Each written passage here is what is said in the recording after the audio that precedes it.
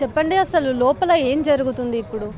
Actually మన university of హైదరాబాద్లో ఈరోజు సీఎం రేవంత్ రెడ్డి బట్టెబాస్ రేవంత్ రెడ్డి తరపు నుంచి 20 రోజు నుంచి మన స్టూడెంట్స్ మన స్కాలర్స్ పైన దాడి చేస్తున్నారు, మన యూనివర్సిటీ ల్యాండ్ పైన దాడి చేస్తున్నారు. ఈ సీఎం కాదు, ఈడు రియల్ ఎస్టేట్ ఏజెంట్గా పనిచేస్తున్నాడు. 400 ఎకర్ యూనివర్సిటీ ఆఫ్ హైదరాబాద్ది గ్రాబం చేసి దానికి సాఫ్ట్వేర్ కంపెనీకి అమ్మేద్దామని వాళ్ళు ప్లాన్ చేస్తున్నారు. Name of development.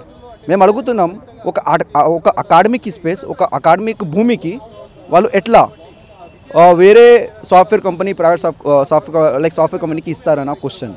ఈరోజు 20 రోజు అయిపోయింది. 20 రోజుల నుంచి మేము కంటిన్యూగా ప్రొటెస్ట్ చేస్తున్నాం. లోపల బయట వేరే అపోజిషన్ లీడర్తో పోయి కలుస్తున్నాం.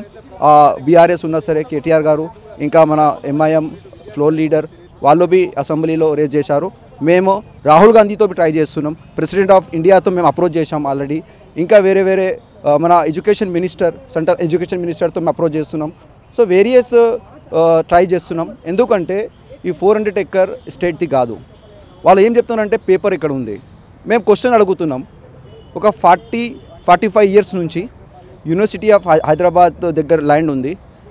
45 ఇయర్స్ తర్వాత ఈ బట్టెబాజ్ సీఎంకి ఎందుకు గుర్తుకు వచ్చింది ఈ ల్యాండ్ యూనివర్సిటీ ఆఫ్ హైదరాబాద్ లేదు అని?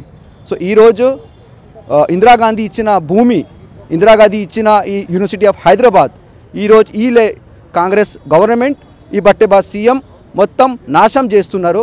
మన యూనివర్సిటీ ఆఫ్ హైదరాబాద్ పీస్కి వాళ్ళు నాశనం చేస్తున్నారు. సో మేము ఈ తెలంగాణ గవర్నమెంట్తో డిమాండ్ చేస్తున్నాం, తొందరగా ఆ జేసీపీలు ఆపాలి, ఆ ఆక్షన్ ఆపాలి, తొందరగా మా ల్యాండ్ తరఫు నుంచి హ్యాండ్స్ ఆఫ్ తీసుకొని ఇక్కడ నుంచి బయలుదేరాలి అని మేము డిమాండ్ చేస్తున్నాం.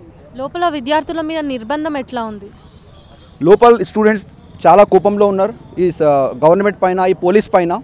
మేము అడుగుతున్నాం, ఈ government CM Revanth Reddy government, ఈ బట్టెబాస్ సీఎం గవర్నమెంట్ మంచిగా వాళ్ళు పీస్ఫుల్గా, వాళ్ళు డెమోక్రటిక్గా, ఇంకా వాట్ ఎవర్ ఉంది దాని గురించి వాళ్ళు ఒక లీగల్గా తీసుకుంటున్నారంటే ఈరోజు ఎంత పోలీస్ ఇక్కడ ఎందుకు పెట్టి ఒక పైనుంచి డిఎస్పీ డీజీపీ వాళ్ళు వచ్చి ఇక్కడ ఎందుకు చేయాల్సింది వచ్చిందా అని మేము క్వశ్చన్ అడుగుతున్నాం.